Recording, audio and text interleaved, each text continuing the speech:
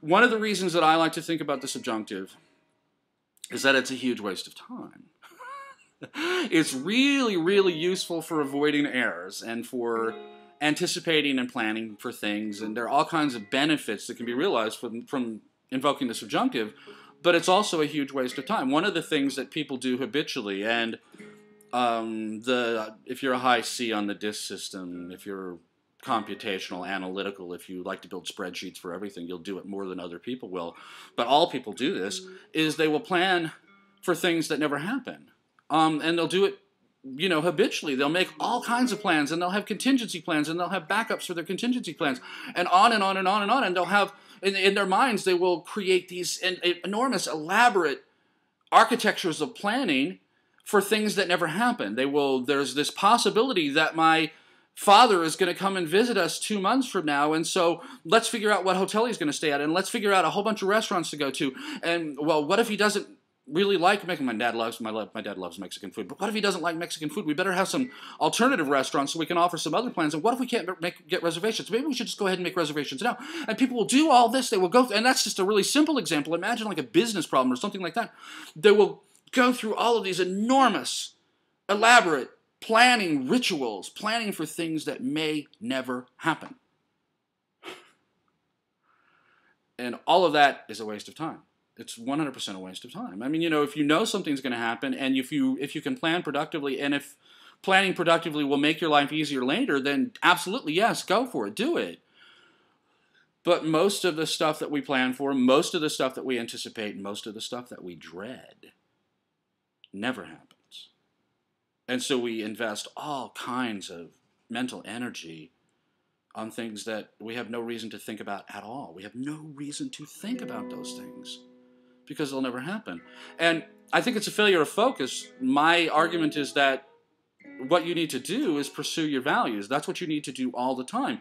And you have to organize your values in a hierarchy, and you have to be aware of what that hierarchy is so that you can judge your actions, your existential actions, as you're taking them and as you're thinking about what you're going to do next, to judge them appropriately so that you're doing the right things with your time, so that you're not wasting your time doing the wrong things, or doing things that have no productive value, whatever, or investing effort in things that may never, ever, ever happen. And what you need to be doing instead is focusing on what you're doing right now, focusing on the pursuit of your values right now. And again, I'm not saying to disregard the future. The ability to think about the future is it's a bright line distinction for human beings, but it's one of the most wonderful gifts we have from the gift of mind, is the ability to anticipate the future. But don't sacrifice the present. Don't sacrifice the existential present for a potentially impossible subjunctive future. And this is something that we do all the time. I will write an essay about this eventually, because I might end up writing a book about it, because it's a huge idea. The subjunctive is just a wonderful gift, and yet it is potentially a huge curse. It's, you know, I have been talking about this essay that Peggy Noonan wrote in the Wall Street Journal. It was in last Friday's newspaper, and I've linked from it from selfadoration.com, where she's taking on all the burdens of the world. She's reading the news, which is one of the worst things you can do with your time, and I'm so guilty of it. But she's reading the news, and all the news she reads is horrible. It's nothing but horrible stories, and it just makes her feel worse and worse and worse and worse, until the point where she's, you know, morose. She's in deep despair. I'm not intimating that she's suicidal, but this is the kind of despair that leads to suicide, where you become convinced that everything is evil, awful, and wrong, and nothing can be fixed, and that despair just feeds on itself, because there's no limit to the number of evidences that you can collect that things are wrong. And I will tell you, if you focus your mind in the opposite direction, there's no limit to the number of evidences that you can find to discover that everything is wonderful. My favorite parts of the newspaper are the advertising circulars. It's nothing but good news, and so colorful and really beautiful, and the prices are amazing. Everything is wonderful. And it's really, what I'm saying to you is, it's really just a matter of what you focus on. But even then, I'm only interested in the advertising circulars if I want to buy something. If there's something particular that I want to buy, I don't read the newspaper. I don't read advertising online. I avoid it. So do you. And one of the things that you can do to do a better job of pursuing your values is to ignore all that noise, because none of it means anything.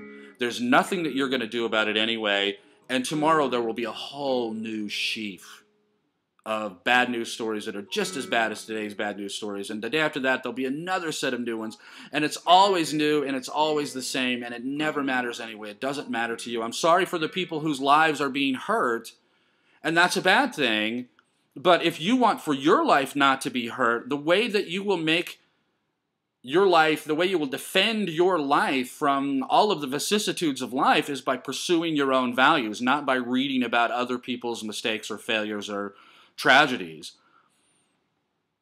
You need to work harder. You need to succeed more. You need to make more money. You need to provide better defenses for your mind and for your body and for your house and for your family and for the things that you love. And if you put the things that you love foremost in your mind, and if you divide your efforts in such a way that you are observing your hierarchy of values appropriately in the right hierarchy, then you'll have less and less and less to worry about from the world outside you. And here's the best news of all. As soon as you stop paying attention to that crap, it will vanish from your mind. I wrote, when all you can see is your values, you can't see anything else. And so if all you're looking for is your own good in the world, if all you're looking for is your own profit, your own prosperity, your own joy, your own splendor, then you don't have to worry about any of that stuff. I mean, things will happen to you. You will get a flat tire at the worst possible time. Maybe you'll be confronted by a mugger. God help you, you'll get a disease. Bad things will happen. It's true. But those are existential. Those are really happening. They're really happening to you. Whereas all of the crap that you read in the newspaper, on the news sites online, those aren't happening to you. They really don't have anything to do with you. If you don't know the people involved, if they're not someone that you really know and really like and really have a relationship with, it doesn't matter at all. It's just noise. It's no more meaningful to you than the chatter of birds, except the chatter of birds is fun to listen to, whereas news never is. If you want to be happier, I can suggest something you could do right now that will make an unbelievable difference in your life in no time flat. If you want to be happier, turn off the television.